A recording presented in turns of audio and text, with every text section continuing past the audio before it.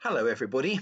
Today I want to share with you a poem and song, but don't worry, I'm not going to sing, from the northeast of England, which tells in verse form the story of the Lambton Worm. Worm is an English dialect word for a serpent. It's related to the word worm in standard English. And it tells the story of County Durham's version of St. George, I suppose, but instead of having to slay a dragon, a man called Sir John Lambton ends up slaying a dreadful serpent or worm. The story goes that as a young man, he's fishing in the River Wear and he finds a small worm up on his hook. Nothing of importance. He throws it back into the river and he goes off to fight in the Crusades.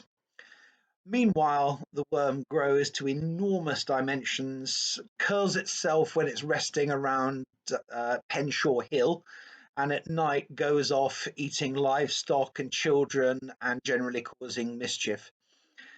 Hearing about this back home, Sir John comes back, engages the worm in mortal battle, slays it, and is ever more remembered for having saved the people of that part of the Wear Valley.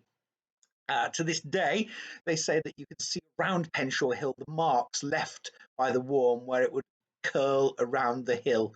It's a rather nice story. It's been told in many ways and is often sung, but in verse form, something along the lines of Wish lads had your gobs, I'll tell yous all an awful story. Wish lads had your gobs, I'll tell you about the worm. One Sunday morning, Lambton went a fishing in the weir and caught a worm upon his hook. He thought looked awful queer. What kind of worm it was, young Lambton couldn't tell, and he couldn't be fashed to find out, so he hid it in a well. Now, Lambton felt inclined to gan and fight in foreign wars, so joined a troop of knights that cared for neither wounds nor scars. And off he went to Palestine, where queer things him befell, and he very soon forgot about the queer worm in the well. But the worm got big and growed and growed and growed in half his size, with great big teeth and a great big gob and great big goggly eyes. And at nights as it went round the lanes to pick up bits of news, if it felt dry up on the road, it milked a dozen coos. Now this halfy worm would often feed on calves and lambs and sheep, and it'd swallow little bairns alive when they lay down to sleep. And when he'd eaten all he could and he'd had his fill, he slunk away and wrapped his tail 7 times round Penshaw Hill. Now news of this most awful worm and his queer gannons on soon crossed the seas came to the ears of brave and bold Sir John.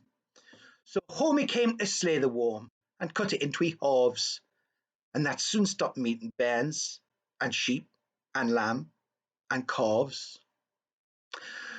So now you know how all the folks on both sides of the weir lost lots of sheep and lots of sleep and lived in mortal fear. So let's have one to brave Sir John, what kept what bairns frae home, saved sheep and calves by making halves of the famous Lambton Worm.